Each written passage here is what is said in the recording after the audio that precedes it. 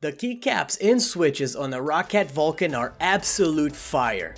But is that enough to make you move from your current keyboard onto the linear switches found on the Vulcan? We can find out. Let's go.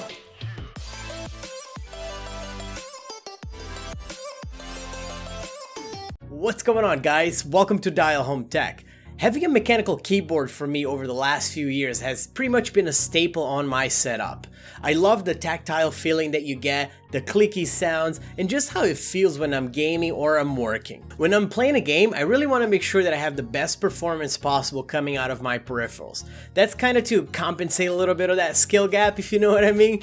But I really enjoy using these mechanical keyboards because they offer the tactile feeling I'm looking for, as well as all the RGB goodness I can possibly want to complement my setup back there.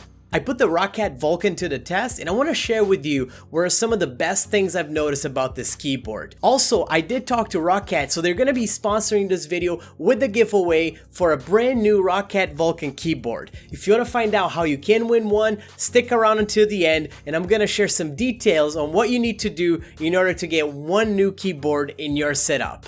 When it comes to the build and look, I want my keyboard to be an absolute tank. I don't want anything bulky, but I also don't want anything flimsy. I don't want things breaking after a few sessions or a few hundred sessions. I want things to last, especially when it comes to gaming. You're constantly pressing those keys, and I want to make sure that they're going to be there for a while. It also needs to be easy to clean and full of that RGB goodness. And the Roccat Vulcan had literally checked all of those boxes. The keyboard is just absolutely stunning to look at. It has that brushed aluminum on top, which gives that nice sturdy look. And if you flip over the keyboard, you can see underneath that you have a little lever foot so that you can tilt the keyboard if you want to. And it also has the rubber pads on top and bottom to prevent the keyboard from sliding while you're working or gaming. It also has a braided cable on the back, roughly about 4.5 to 5 foot long.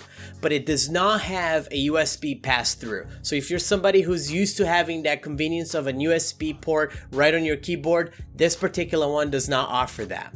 I have struggled in the past to find the right switches for me. I've tried the cherries, the greens, the browns, the purples, pretty much everything when it comes to mechanicals, optomechanicals, and everything in between. Now, the Titan switches found on the Vulcan are a little bit different. They're not as clicky as some of the switches out there, such as the green one, but they do provide a good tactile response when you're pressing onto the keys. These switches do come in two different flavors. They come on the linear and the tactile. The linear one, which is the one that I have here, is a more silent version of the switch, and it does offer a slightly shorter actuation point of 1.44 millimeters than the tactile one. The tactile one is a little bit clickier, and it has an actuation point of 1.8 millimeters, thus making it a little bit slower but virtually unnoticeable. Let me show you guys what they sound like from a camera microphone's perspective.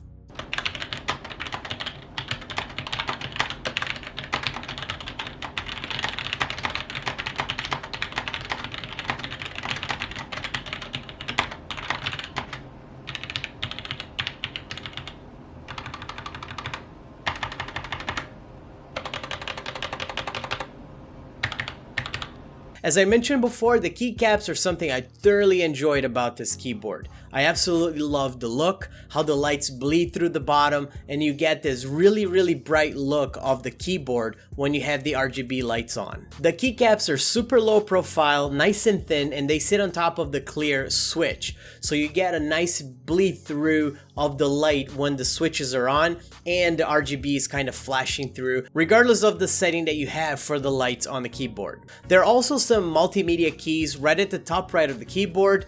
Not as many as some of the other keyboards out there with the fast forward, back, pause, but you do have what you need pretty much with the mute as well as effect button and also a volume button with the option of a knob, so you can turn your volume up and down if you so choose to do with the knob. Roccat also provides you with the proprietary software to edit and change some of the features on the keyboard. The Swarm software provides you the ability to configure different settings, change the lightings, create macros, and even assign keys if you want to. You can also use the AIMO lighting system from Roccat, which is their like intelligent lighting system. It syncs up to different peripherals that you have, and it makes everything look really nice and synced. I have really enjoyed my time using the Roccat Vulcan, and I have been pretty set on some other brands when it comes to keyboards and even peripherals in general. But this has really changed how I feel about this keyboard, and I'm definitely giving it a go for the long run. If you want a chance of winning one of these keyboards yourself, all you need to do, two simple things. Just comment in the comment section below the word giveaway, and also follow @DialHomeTech and Roccat on Twitter. I'm gonna be announcing a winner on my Twitter account 7 days from today if you've met those two criteria.